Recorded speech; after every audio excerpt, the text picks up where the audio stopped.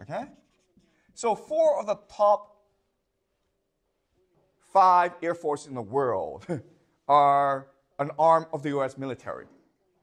Okay, number 1 is the U.S. Air Force. Number 2 is the U.S. Navy. Number 3 is Russia, the entire country of Russia, okay? Number 4 is the U.S. Army. Number 5 is the U.S. Marines. That's how powerful America is. But then you have special forces. And again, we've discussed special forces in this class before. And we said that special forces are good for special circumstances, like, for example, hijackings, okay? Or covert operations. The problem with special forces is they cannot be controlled, okay? So, for example, in Mexico, the people who run the drug cartels are former special forces, okay? Do you understand? The people who run the drug cartels in Mexico and who commit the most violence in the world are former members of their special forces. That's why you want to limit your special forces, okay? So in the year 2000, America had 38,000 special forces. Today, it has 72,000 or 73,000, I can't remember, okay? That's a lot of special forces. These guys are trained in demolition, destroying buildings. They're an army unto themselves, okay? It would take exactly 1,000 of these guys, to overthrow the U.S. government, okay? And guess what? Delta Force, which is the most elite special force unit in America, has exactly 1,000 members. So you have this guy who runs Delta Force, and he's like, I want to overthrow the U.S. government for whatever reason. He can do so because they're so powerful, okay? So I think special forces, it's just a bomb waiting to explode. So the first major issue is just the over-militarization of America, where anyone who has access to weapons can choose to start a war, okay? That's the first problem. Second problem is the breakdown of narratives. Okay, so a nation is a fiction, a narrative that everyone believes in. And there are certain narratives that have kept America united, okay? So for example, the first narrative is the American dream, right? The equality of opportunity.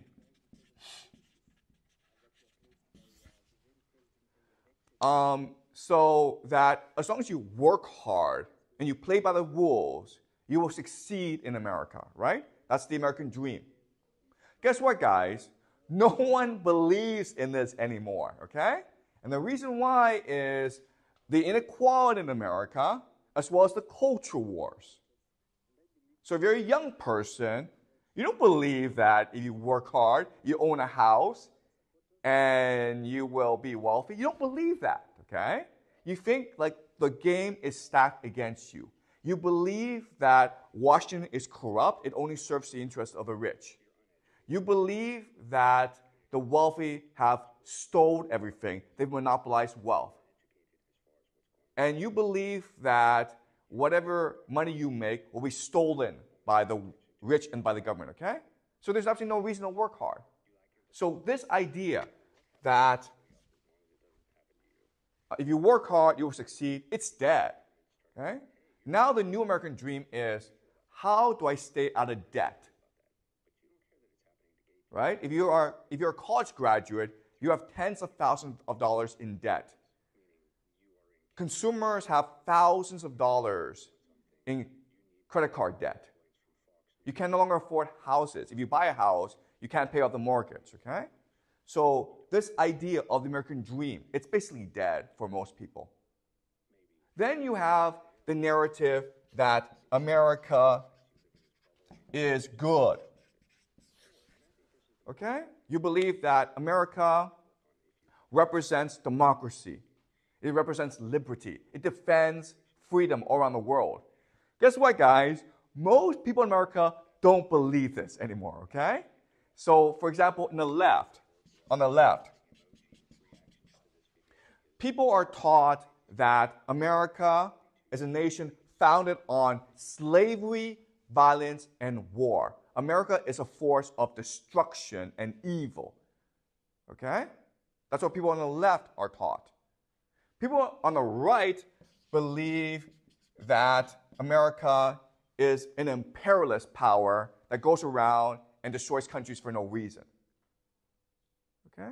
So most people don't actually believe that America is a force for good anymore. All right?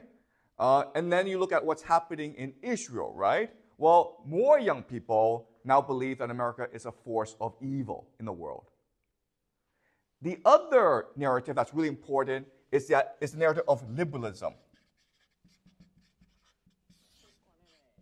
And the idea of liberalism is that even though we have differences, there are mechanisms for us to work out our differences. For example, the right to freedom of speech, okay?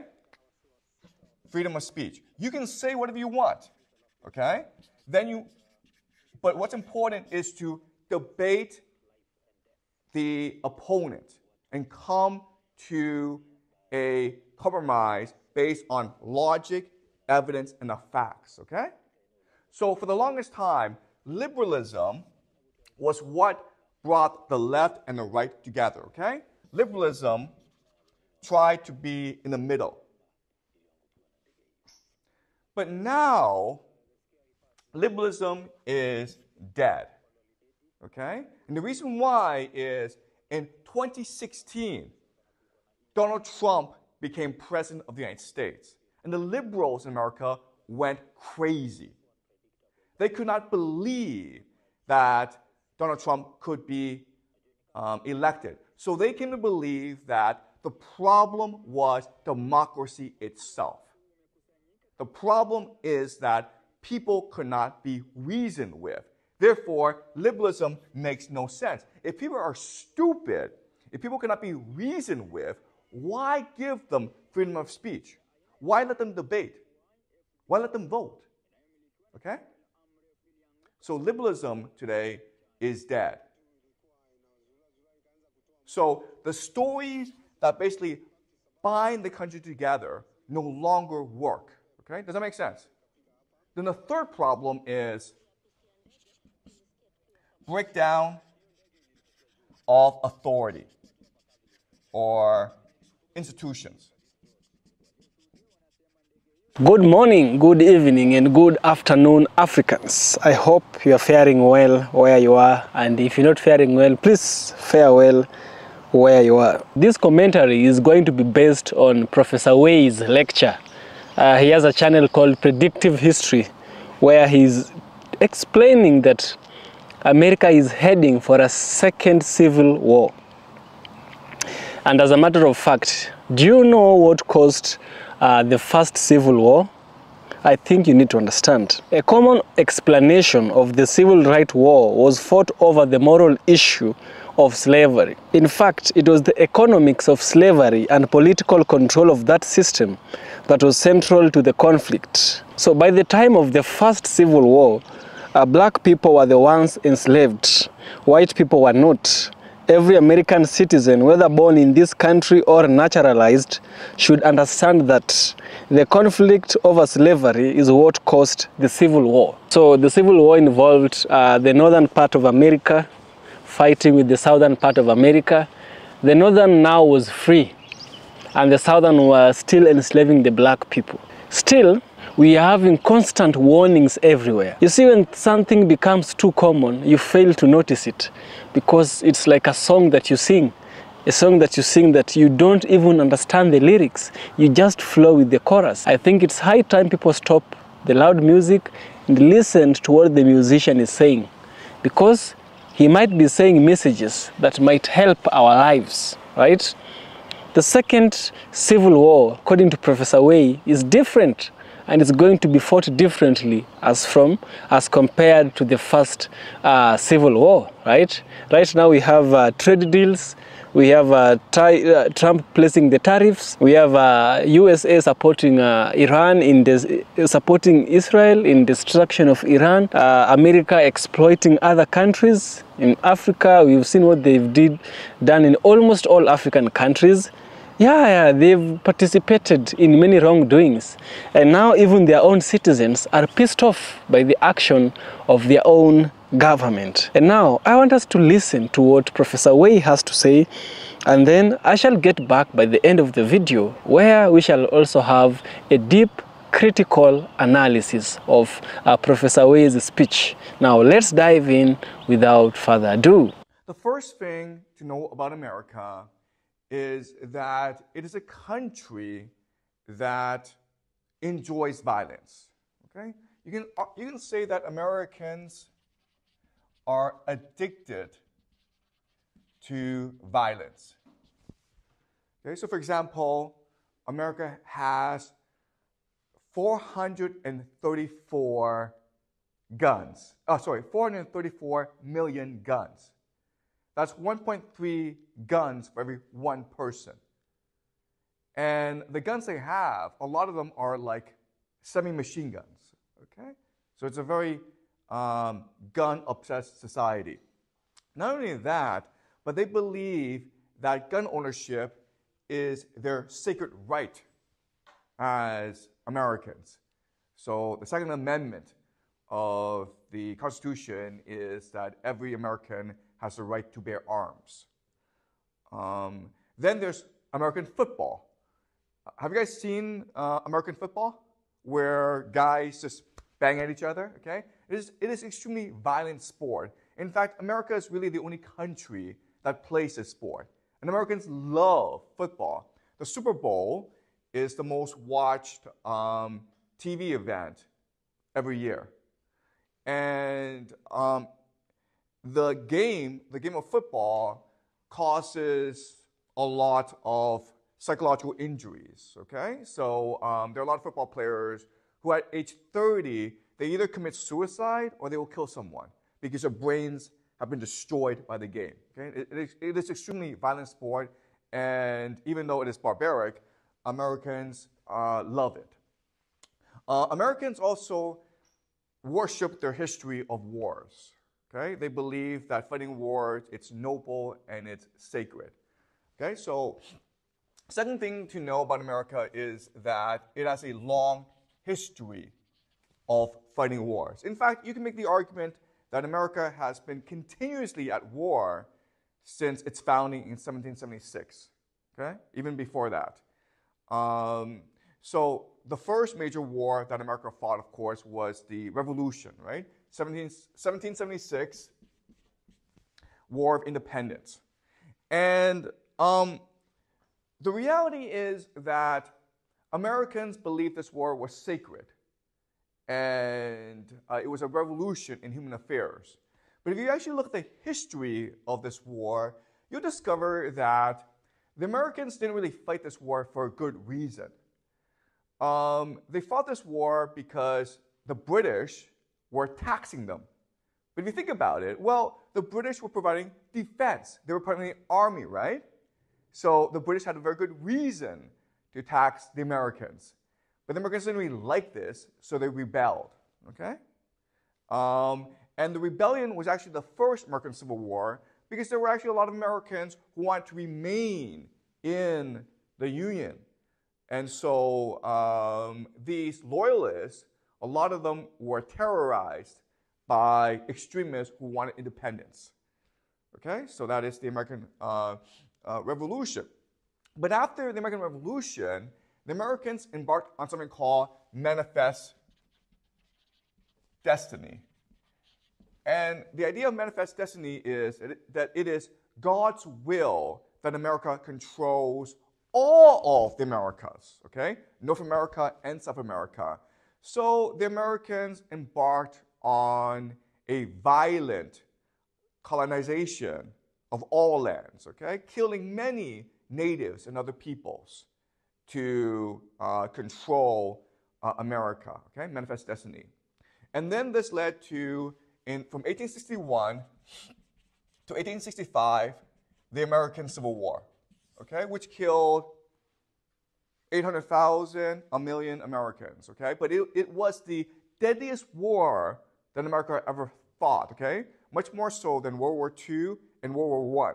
In fact, more people died in this war than in World War I and World War II combined for America, right? And if you looked at the reason for the Civil War, again, you're like, they didn't actually have to fight this war, okay? So at the founding of the nation, America was divided into North and South. And the difference is that the North was very industrial, and the South was agricultural. Okay? And because the economies were different, the way they structured their politics and culture and society were different. So the North believed in free labor, meaning that you were free to do any job you want, and employers were free to hire anyone they wanted. And this system is obviously much more efficient because it's a much better use of manpower. And so this caused the North to prosper and become very, very wealthy and expanded, okay? So at the start of the Civil War in 1861, the North had a population of 22 million people. Okay, very wealthy, very powerful. The South was an agricultural-based economy, and therefore it had to rely on slave labor. All right. And even though slave labor made wealthy people very prosperous, it was not good for the economy as a whole. Okay, it was an inefficient use of manpower. And at the start of the war, they only had about 9 million people. Okay? But what's important to remember is that the North was an industrial-based economy. The South was an agricultural-based economy. So in terms of weapons manufacturing, in terms of logistics, in terms of organization, the North had a huge advantage over the South. Right? Now, why did they fight the war? And the standard explanation is because the North wanted to get rid of the evil of slavery. And that's not true. That's not what happened. So at the beginning of the founding of the nation, the Constitution permitted slavery. Okay, slavery was legal. And so the South were free to have as many slaves as they want. The North didn't need slaves because it was an industrial-based economy. The problem was the nation was expanding westwards, okay? The nation was expanding west. And they were adding more states into the Union. And the more states there are, they can send senators and representatives to Washington, D.C., okay? And the fear was that if these Western states were pro-slavery, then that would tip the balance in favor of the pro-slavery camp. But if the reverse were true, if the Western states were anti-slavery, then the South would be marginalized, okay? So for decades, there's this fierce debate as to how to handle these Western states as they were admitted into the Union one by one, okay? And the solution, what they call the Missouri Compromise, is that for every one state that came in as pro-slavery, the next state had to be anti-slavery, okay? Does that make sense? To maintain the balance. But the problem, of course, is that a lot of these Western states had their own opinions. So some of these Western states, for example, Kansas, would want to be anti-slavery, okay? So for decades, this was a huge issue politically in America, which divided the nation. The turning point was in 1860, when Abraham Lincoln was elected President of the United States. And Lincoln was radically anti-slavery. He believed that slavery was evil and had to be abolished at some point. Okay? The rest of the world abolished slavery. Why is it in America there are so many slaves? So that was Lincoln's agenda. But Lincoln was also a lawyer, and he believed that the South legally had a right to slavery. But over time, what we can do is limit slavery in the West. And therefore, over time, in maybe 100 years' time, slavery would naturally cease to exist. Okay? That was Lincoln's plan. Now, the South did not like this plan, and they were afraid of what Lincoln might really do as president, so they declared independence from the United States. They basically seceded from the Union, okay? And Lincoln, in response, invaded the South, okay? So basically, the Civil War was a battle over how much power the federal government had, okay? So from the perspective of the South, they were fighting the war for their right to freely express their political views, okay? And the North was fighting to maintain the Union. Slavery was not the main issue. In fact, Lincoln himself said that if I could end the war without freeing any slaves, I would do so. Slavery is not the main issue. Keeping the Union intact was the main issue. Okay? Does that make sense? Okay. So, but again, they could have chosen to politically compromise. They could have had discussions, right? They could have even broke apart. But they chose to fight a gruesome civil war, okay? So the third thing you need to know about America is that America resolves conflicts through violence, okay? It doesn't really have a history of diplomacy. It has a history of war making, okay? That's how America usually resolves issues. So, given this history, now let's look at the conflicts in America today to see how serious the division is. And the reality is that today it's actually very, very serious. Far more so than in 1861 when they fought the first Civil War, okay? So let's look at the divisions. The first major division is basically between the haves and the have-nots, okay? So inequality and debt. So the wealthy, the top 1%, not only do they control most of the wealth in America, but they also control what we call the means of production, meaning that if new money comes into the system, they will seize it, okay? So basically, the top 1% have a monopoly over wealth production. And the way they make most of their money is actually through collecting debt, okay? By exploiting other people. And this is what we call a rentier economy. Okay? Now, what makes this situation even worse are the culture wars. So America is divided between left and right. And this division actually goes back to the very founding of America in the 1600s, okay? So in America, in its founding, there were two opposing visions or strands, okay? The first strand are people who came to America to build a kingdom of God, a Christian nation that follows the laws of God, okay? These are the Pilgrims and the Puritans, okay? And we've discussed them before. And they've always been there, okay? And they today comprise the right. And the right are people who believe in conservative Christian values, okay? The left. But there's also another strand of America, and these are dissidents or political dissidents. And they believe in the Enlightenment.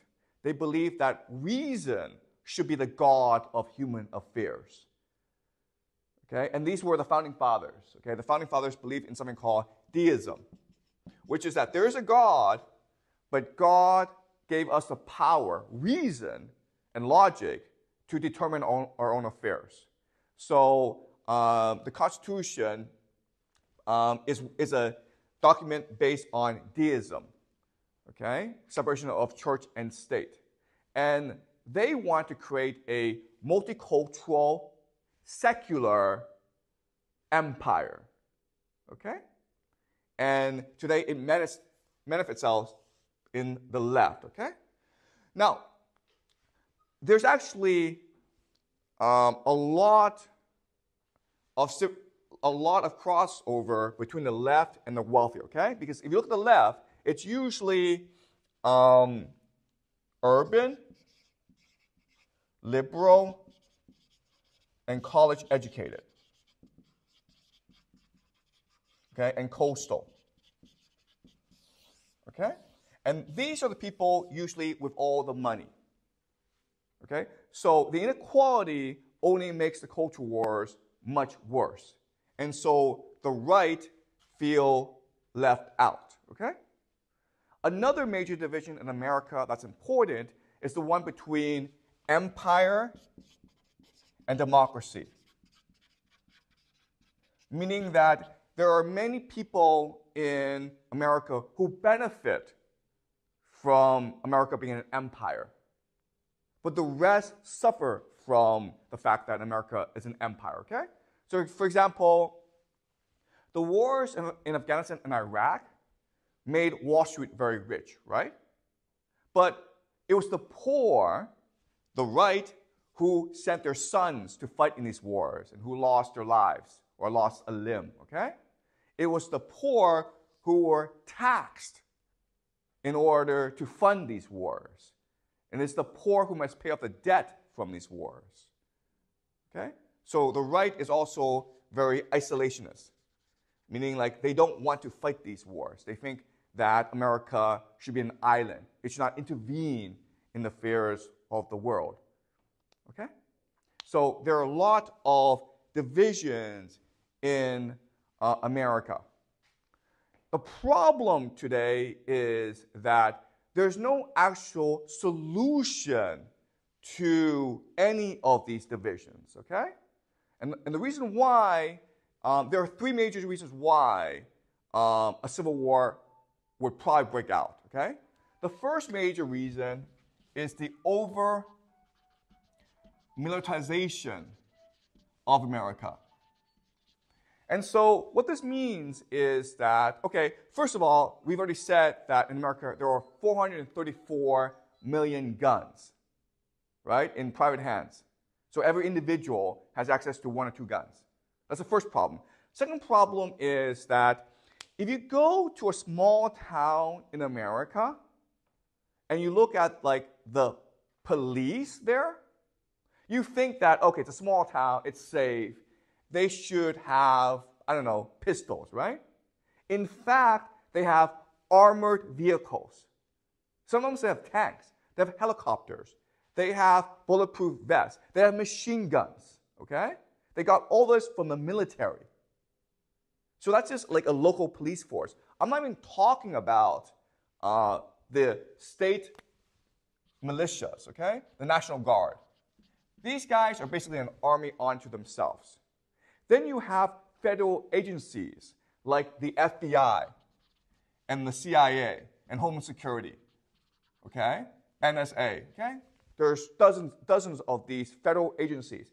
They themselves are their own army, meaning that the FBI and the CIA all have their special forces, tanks, helicopters, jets, bombs, missiles, okay?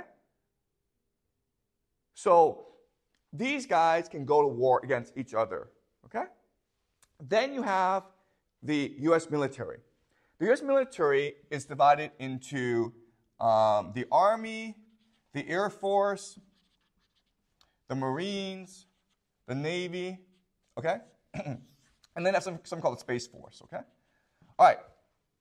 To show you how powerful the U.S. military is, okay, let's look at the top 5 air forces in the world, okay? The top 5 institutions or countries with the most powerful air force in the world. Who's number 1? Who's number 1, do you think? U.S. Air Force, right? Who's number 2? Do you guys know? The top 5 air forces in the world. Number 1 would be the U.S. Air Force, right? Who's number 2, do you think?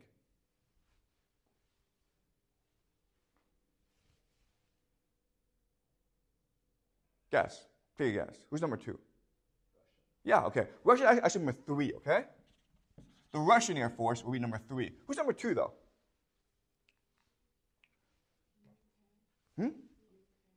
The UK, the British, right? Nope. Okay. Number 2 is actually the U.S. Navy. Who's number 3 is Russia. Number 4 is who? Can you guys guess? The U.S. Army. And who's number 5? Can you guys guess? It's the U.S. Marines. Okay? What kept the country together was the fact that people believed that the elites in power knew what they were doing, and they cared about the well-being of the nation and of the people, okay? But recent events have shown this isn't true, okay? So for example, the wars in Afghanistan and Iraq, right? Well, why did America fight these wars? For no reason. Then you had the 2008 financial crisis, where the banks basically stole from the nation, stole from the poor, and kept the money. And everyone was screwed, okay? Then you had COVID, right? COVID, where the government, the elite, locked down the entire nation. Kids could not go to school. The poor could not go to work and make a living. And there was absolutely no evidence that COVID was actually dangerous. Okay? Then the government made everyone take an experimental vaccine. And people were like, why are we doing this? Okay? So elite actions over the past 20 years have made people cynical of power. So that in today's world, there's actually, in today's America, there's no more trusted institution, okay? Before you had government, you had media, like New York Times, Washington Post, you had science, you had military, okay? And the government is like, they're just corrupt, right? Screw them. Congress is just hated by everyone, okay? The media just speaks for the rich. They're always lying to us, right? New York Times, Washington Post, CNN, they're just liars, okay? So no one trusts the media anymore. Then you have science. And you can't trust science because of COVID, right? Science made everyone take an experimental vaccine for no reason. So you can't trust science anymore. The military fights wars for no reason. Look at Ukraine, look at Israel, okay? So in other words, there's no institution in America that can bring people together anymore. They're not trusted. Oh, and also I forgot about universities. Before people trusted universities, but not anymore because of the culture wars, right? So that's the problem in America right now. You have 3 things going on. You have the militarization of society, where anyone can start a war for no reason, okay? Second is that you have a breakdown of the stories, the narratives that bind the country together. So no one knows what it means to be American anymore. And number 3 is there are no more authority figures, no more institutions that can bring people together. They can only divide people. Okay? Does that make sense? Okay? And this is getting worse. So we've seen the government fall, the media fall, the science fall, military fall, universities. But there's also the justice system, right? The courts. And this is falling as well because of Donald Trump. Remember, like last week in New York City, Donald Trump was convicted guilty of 34 felonies, okay?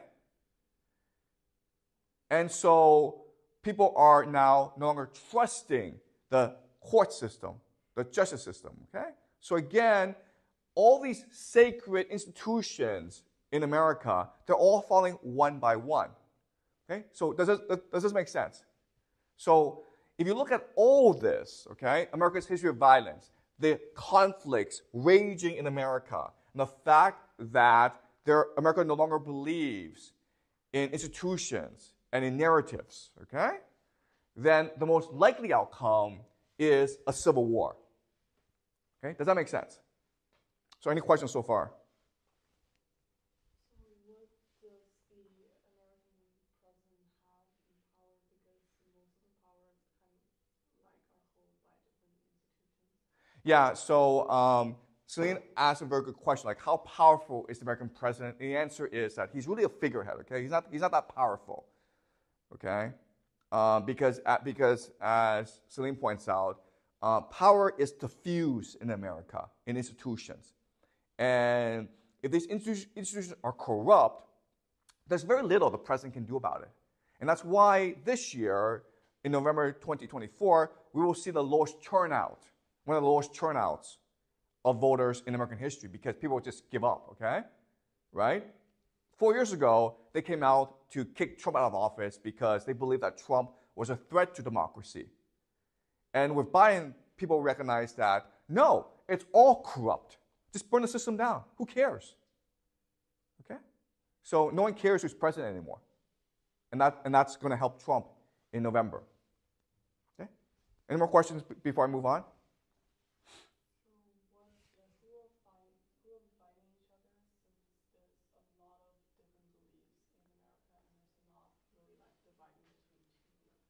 Okay, so Celine asked the question, what will the Civil War look like? Okay, that's a very good question. And the answer is, it will look nothing like the first Civil War, okay? Because in the first Civil War, there was clearly a division that divided the nation, okay? A pro-slavery camp and an anti-slavery camp, okay?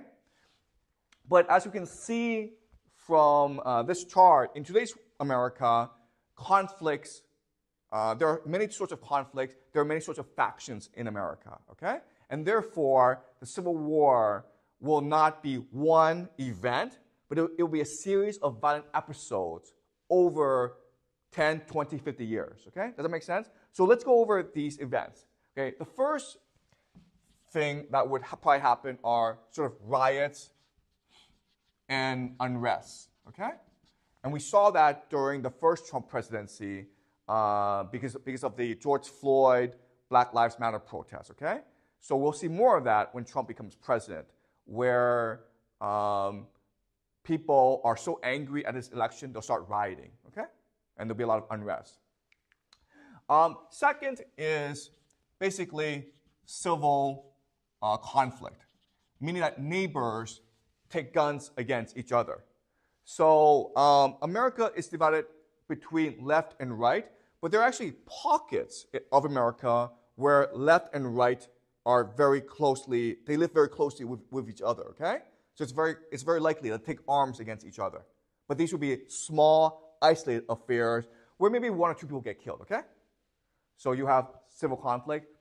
Then you have state or city secession. Secession. Sorry, I spelled this wrong. Secession. Meaning that you have maybe one city, New York City, or one state, California, and they're so disgusted by the state of affairs, they declare independence, okay? They succeed. And guess what? They have their own army. Their citizens are armed, okay? But they'll most likely be attacked by other states or different groups, okay? So that would be a more major conflict, okay? Then you have what we'll call insurgencies. So basically, a political group who's trying to form a government of some sort, okay? So it's possible that you have Christian extremists or maybe left-wing extremists who try to overthrow the government of I don't know, New York or Virginia, okay? Right? Then you have coup d'etats, where basically an arm of the military, maybe special forces, most probably special forces, tries to overthrow the government. Okay? So I think because of the way things are structured, in the next Civil War, all these things will happen at once. Okay? And they'll build on top of each other. But remember that America, it's a very large country. So there could be a lot of places where it's very peaceful. There's no war, okay? But there could also be some places like New York City or Los Angeles where there's just a lot of violence going on. Okay? Does that make sense? Okay.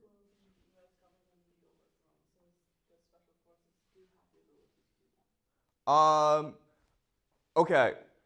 So whether or not the U.S. government is overthrown, that's a very specific question. I don't know. Okay? The only thing I can do is look at the structural forces and conclude that a civil war is very likely and that the civil war it will be very chaotic. But what will actually happen in the civil war, I don't actually know. Okay? Okay? But what I will say is that given the nature of the civil war, I think once the war ends, the outcome will be that America becomes a Christian, isolationist theocracy. Okay? And the reason is very simple. Okay? The reason is very simple. Remember that at the founding of America, there were two opposing visions of the country. The first was to build a multicultural, secular empire to spread democracy and freedom around the world. Okay? That was the first vision. And America has achieved this vision. Okay? And it's led to all of this conflict. The second vision, which is also very strong, is to believe in America as a white Christian nation dedicated to the rule of God. Okay? And so I think there will be extremists in America who will want to push this agenda. And why will they win? Why would they win? Why are they most likely to win this war?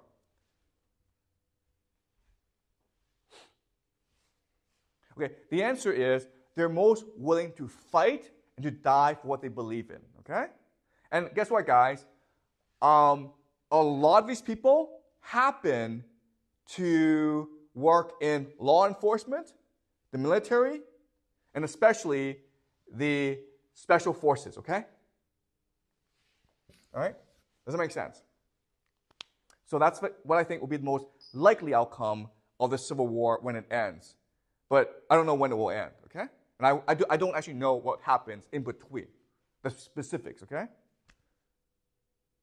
All right? So any more questions before I finish?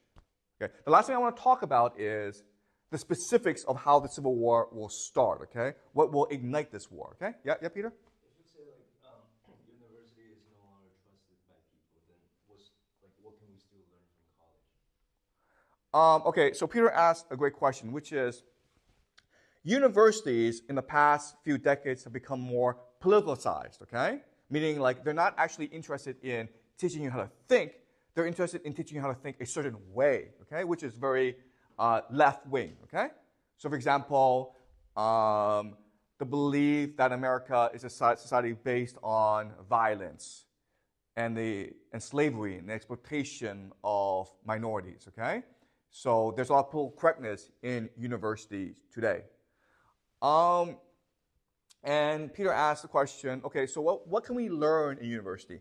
And the answer is that even though universities have become more politicized, your education in university is up to you, okay? Why? Because university is very big. There are a lot of professors, and there are a lot of different classes, okay? And so it's up to you to structure your own learning and to be clear about what you want to learn and to understand the limitations of the education you're getting. Okay? Does that make sense? All right, any more questions before I move on? So is it mostly people who don't go to universities who don't trust the universities? Okay, that's a great question, okay? So Jack asked a question like, who are the ones who don't trust the universities? And the answer, of course, are people who are left out of the system, right? So people who don't actually go to university. The people on the right, basically, okay? People on the left are composed mainly of college-educated individuals who are wealthy, okay? But at the same time, there are many universities who do not like what's going on.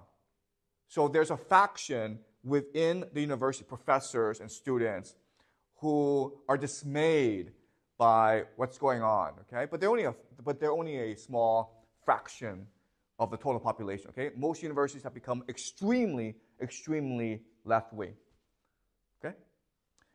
Any more questions before I move on? So why would there be more anger and riot when Donald Trump is elected? Because do people want him to be elected? Okay, all right. So I'll move on to my next point, which will answer your question, okay? All right. Now let's talk about how the Civil War will actually start, okay? And we'll start with the election of Donald Trump, the re-election of Donald Trump. And the reason why is that Trump is a unique figure in American politics. And the reason why is that he embodies the culture wars, okay? Meaning like the people on the left, all that they hate in the right manifests themselves in Donald Trump, okay? He's white, he's sexist, he's racist, he's a pig. And he doesn't apologize for any of this. He has no manners. He's not educated. He has no values, okay? All the left hate in the right manifest themselves in the body of Donald Trump. And that's why the right loves Donald Trump, right? Because their enemies hate them. Okay? So, and for many on the right, Donald Trump is the Messiah. Okay? He's the Jesus. And everything that's happened in the past 8-9 years for them has confirmed that Donald Trump is Jesus. Okay? And the reason why is Donald Trump, ever since he became elected president, the left, the elite, has been trying to persecute him, right? Remember that when he became president, the media was spreading stories that Trump was a Russian agent. He was a spy of Putin. That's just nonsense. There's no evidence of that, but people believe that, okay? Then they were trying to say, then they tried to use the justice system against Donald Trump, right? They impeached him twice. They raided his house, okay? They're trying to send him to prison. A judge in Colorado tried to remove Donald Trump from the ballot, meaning you couldn't vote for him. So everything that the elite has done has been to destroy Donald Trump. And therefore, people on the right think this guy is our savior. He's Jesus. He's the Messiah, okay? Does that make sense? Now, let's think about this. If you are on the left, if you're the elite, if you're the rich, and you hate Donald Trump, there's exactly one way, and only one way, you can destroy Donald Trump forever. How? You guys know? What would you do if you really wanted to destroy Donald Trump and you were like rich and liberal and elite?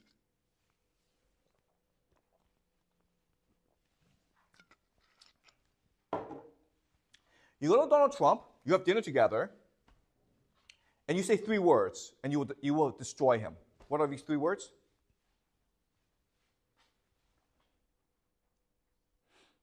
Okay.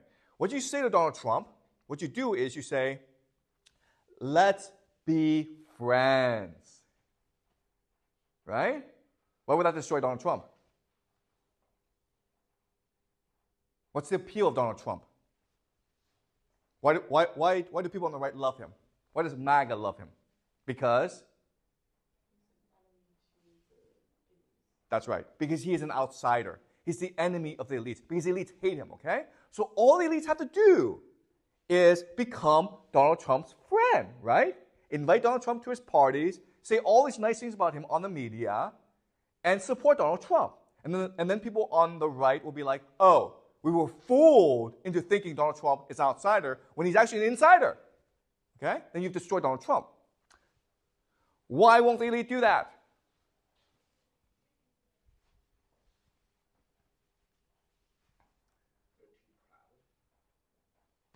No, it's not because they're too proud. It's because what? Why won't they do that? Like, why won't they become friends with Donald Trump? And you know, it's something that Donald Trump probably wants as well, right? Yeah, it's hatred, okay? Do you understand? It's pure hatred. I want to kill this guy. Okay, do you understand? So you can see, like, the hatred between left and right. Remember that Donald Trump manifests all the right, okay? All the cultural values of the right, okay? And so people, the elite, hate this guy so much that they're willing to do anything to get rid of this guy. But the irony is that because of this anger and hatred, they're doing everything to make Donald Trump invincible, okay? This is what we call TDS, or Trump derangement syndrome. The inability to recognize who Donald Trump is, and the inability to think properly about how to deal with Donald Trump, okay? Not only are the elite trying as hard as they can to destroy Donald Trump, but at the same time, they're destroying the institutions and the narratives that hold America together, okay? Ever since Donald Trump became president, the mainstream media, New York Times, CNN, Washington Post, have relentlessly attacked him, therefore destroying their credibility. Okay? Therefore destroying liberalism. It's the elites themselves who have destroyed the narratives and the institutions that bind America together, and it's all because of the hatred of Donald Trump. Okay? Does that make sense? So it's really going to be this hatred of Donald Trump that drives the Second American Civil War. Okay? All right? Does that make sense? All right. So let's see how this will play out. Okay, so what will start this Civil War is in November, Trump becomes president, okay? So Trump becomes president. And the first thing that Trump has to figure out once he becomes president is, how does he stay in office for the rest of his life, okay? And the reason why is, the moment he leaves office, he's going to be sued. He's going to be put in jail. He's going to be attacked by the elites, okay?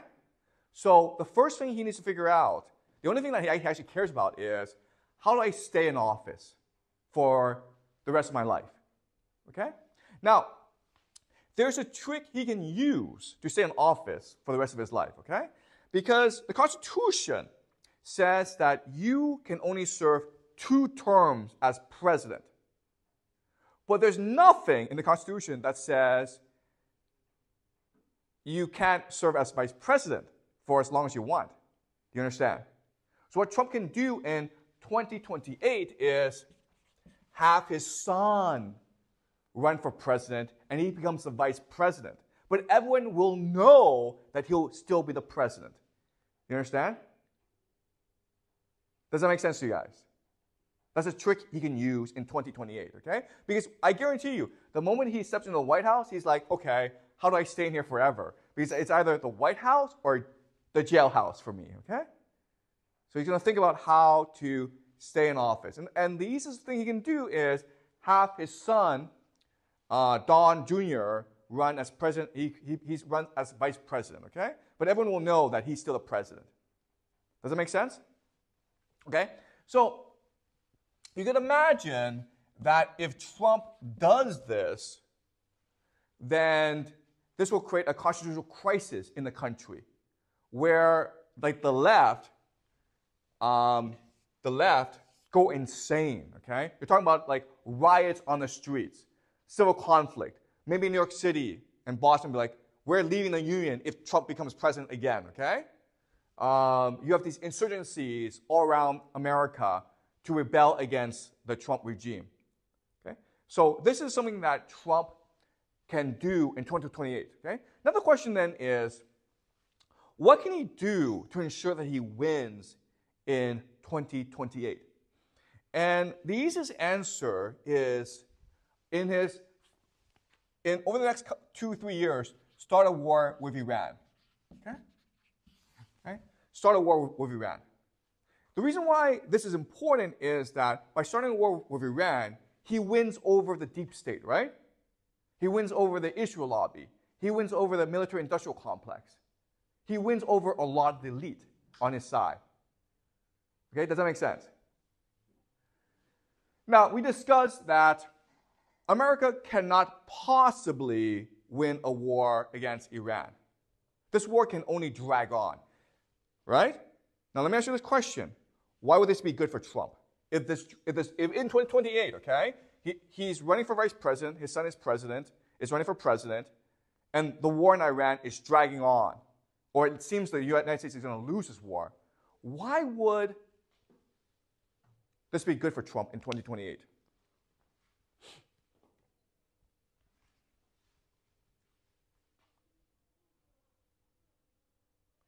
The entire society, the entire left is mobilized to get rid of Trump, right? Because they want this war in Iran to stop. So why would this war be good for Trump in 2028? Okay, I hate to say this, okay? But there's going to be a group of people who are doing anything they can to ensure that this war continues. And who are they? Within America. There's a group of people who are the most pro-empire of everyone else. And they fight a war, they want to win the war. And they'll do anything they can to ensure that this war is won. And who are they? Which part of the military? Exactly, okay? Do you understand? Special forces, okay? These guys are the problem. Special forces, okay? In 2028, if there's a war in Iran, and Trump is running again to maintain the war, I guarantee you, these guys and other deep state members will come in and commit acts of terrorism, acts of political assassination to ensure that Trump wins, okay?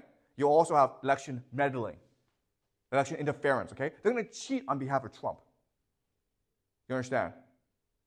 But if that's the case, okay, if 2028 is an extremely contested election, then we can imagine at that point the entire Civil War blows up, okay? New York City declares independence. Boston declares independence. California declares independence. You have all these wars breaking out across America, okay? Meanwhile, the United States is still fighting this pointless war in Iran. Right? So I think that's what's going to happen. All right, any questions? Or is there anything you're not clear about? Will the military support Trump, in the Civil War? Okay, so the U.S. military, so Jack's question is who will the U.S. military support? Okay, so the U.S. military is very complicated because it's divided into a lot of different departments. Okay, so the military is not one beast; it's like many different beasts. Okay, second problem is how the leadership of the military is actually extremely democratic, but the base, the soldiers, are extremely Republican. Okay. So you have this ideological mismatch between the leadership, the generals, and the soldiers, okay? So it's most likely that given these differences, the military does not intervene in the Civil War, okay? But there is a group in the military who has the leeway, the flexibility, and the will to intervene in this war, and it's special forces, right? Because they're not controlled by bureaucracy. Does that make sense? So the question then is, who will special forces support? And the answer is that different special force units will support different factions, okay? That's why the Civil War can be extremely violent, right? Because Americans will have access to guns, but these guys have access to jets and bombs and tanks, okay? Does that make sense? Plus, again, each one of these guys can be a general in a war. Okay? Special forces is extremely powerful. Okay? Does that answer your question, Jack? Okay. Any more questions? Will the right-wing still love Trump when Trump is advocating for war because they are the ones sending people to? Okay. So Celine asked a great question, okay? And this is actually the most fundamental question. It is really impossible for the left to imagine that Donald Trump will attack Iran because Trump is seen as extremely anti-war, okay? Donald Trump, when he was a first-term president, didn't start any wars. And so the left is not expecting Donald Trump to declare war because he didn't do so, and he's declared he won't do so. Okay? But here's what we know. First thing we know is that presidents on the campaign trail do things radically different from when they become president, okay? Every president is the same way. What you say in public before you become president and what you do as president are two very different things, okay? That's the first thing. Second thing is that Donald Trump has recently said publicly that Joe Biden is not doing enough to protect Israel, meaning that he will do more to support Israel. Well, what does that mean? It means that he'll give Israel more weapons and he will defend Israel against its enemies, which include Hezbollah and Iran, okay? That's the second thing. The third thing is that there are now a group of billionaires who are coalescing around Donald Trump. Okay? And these billionaires are Miriam Adelson, who is the most pro-Israel billionaire in all of America. And she plans to give Donald Trump $90 million. Okay? That's a lot of money. But then you also have some like Steven Schwartzman and Bill Ackman. Okay? All these guys are extremely pro-Israel. They're Jewish billionaires who are extremely pro-Israel. Now, why are they giving Donald Trump a lot of money? It's because they want something, right? And what I'm guessing is, what they want is for Donald Trump to make Nikki Haley his vice president, okay? And to staff his cabinet, his government, with pro-Israel individuals, okay, who include Mike Pompeo, and others, okay? In other words, Donald Trump presidency, the government is going to be extremely anti-Iran and pro-war with Iran, okay? Nikki Haley, a couple weeks ago, went to Israel. She visited Israel, and she took a picture of herself. And what she did was she signed a bomb, okay? A bomb that was being dropped on Gaza and said, "Finish them. America loves Israel." Nikki Haley, okay? She's calling for mass genocide against the Palestinians. That's Nikki Haley, guys. All right? So, given the way things are turning out, I imagine that Nikki Haley becomes vice president. And that's good for Trump because she's a scapegoat now, right? Trump can say, hey, this war, it's all Nikki Haley's fault. Right? Okay? So guys, after clearly listening to Professor Wei give his perspective, give his reasoning behind the reason why he thinks there will be a second civil war, here is my deep critical analysis. You see, the Predictive History channel, which belongs to Professor Wei, you've seen, traces the emerging fault line that could tip the United States towards a second civil conflict, right? Rather than an outright replay of the 1860s, this envisioned upheaval would be diffused, fragmented, and deeply modern, driven by an erosion of shared identity and institutional trust, right? So there is these three escalating threat vectors. First of all is the deepening polarization and the crumbling narratives. Professor Wei gives the series spotlights three converging trends, intensifying political polarization rooted in cultural wars and economic inequality, a disintegration of unifying stories like the American dream and liberal ideals, and also a dwindling trust in foundational institutions such as the media, academia, science, and government. These forces collectively erode the social cohesion that undergirds stable governance, right? The third vector that is portrayed by Dr. or rather the professor is the scenario where we have election rupture and armed unrest. A dramatic flashpoint unfolds if a polarizing figure such as Trump wins or challenges the results of a future election, especially if he refuses to concord in 2028. In such a scenario, the predictive history channel warns that, or rather Professor Wei warns us that, violent civil conflict will become highly likely, right? Spurred by street unrest and institutional collapse. The third vector is fragmentation without front lines. Contrary to fantasies of neat state-by-state secession, the film argues that any new civil war would be decentralized and localized.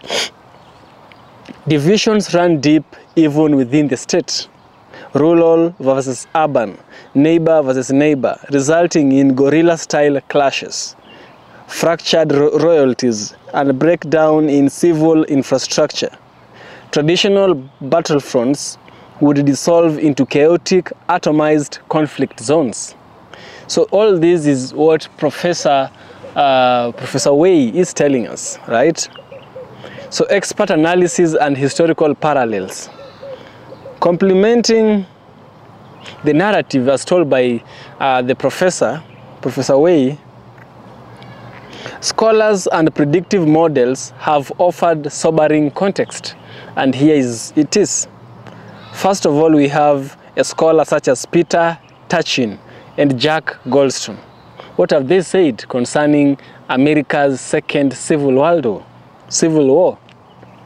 Long-term instability modeling shows the US trending towards civil unrest, driven by income stagnation, debt crisis, and demographic pressures. Their model suggests we are entering a peak period of political volatility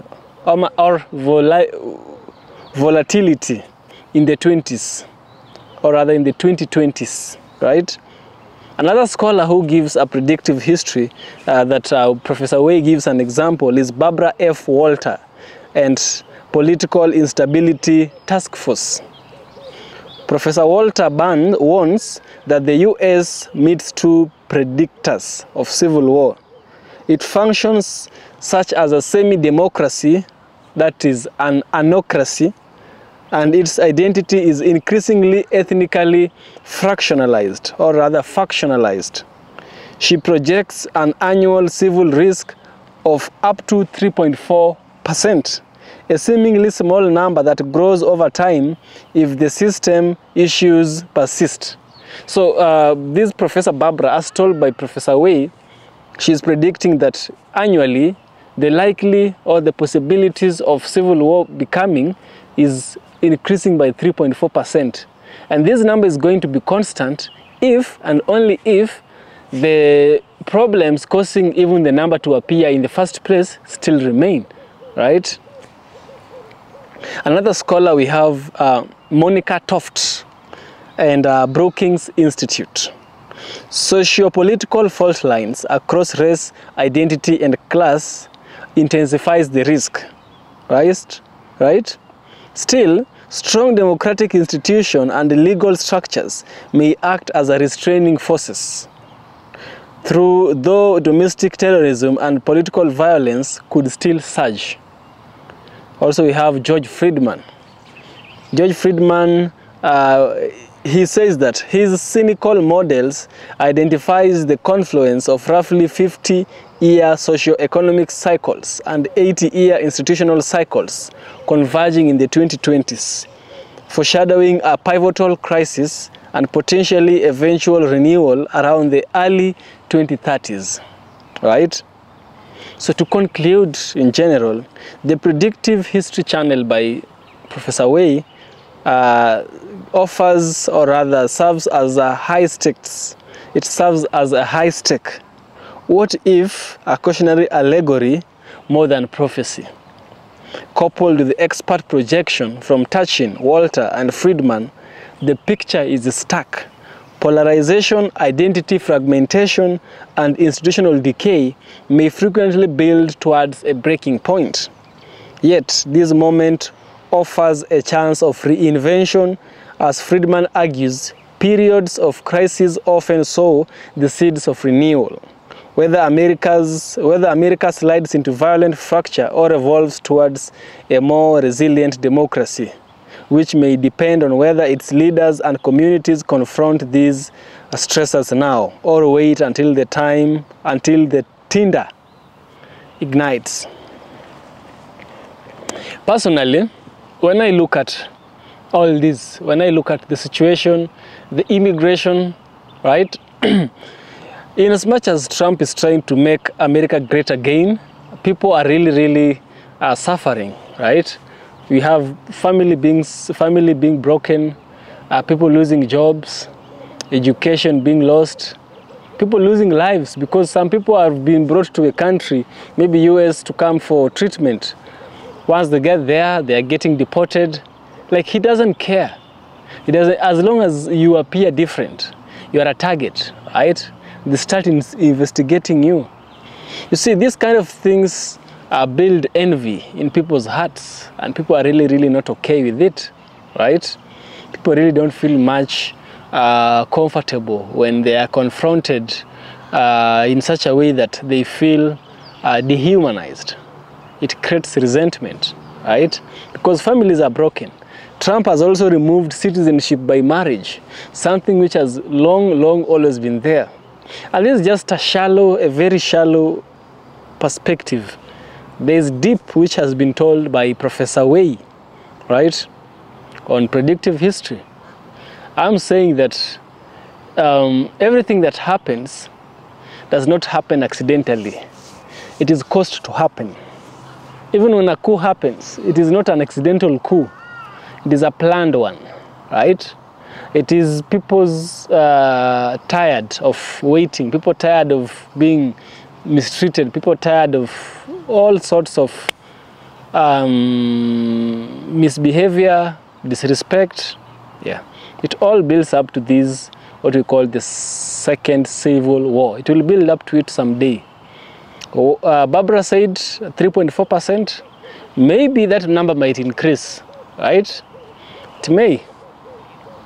Yeah, this is EFK Original Documentaries. You like what I do, subscribe, I'll surely appreciate.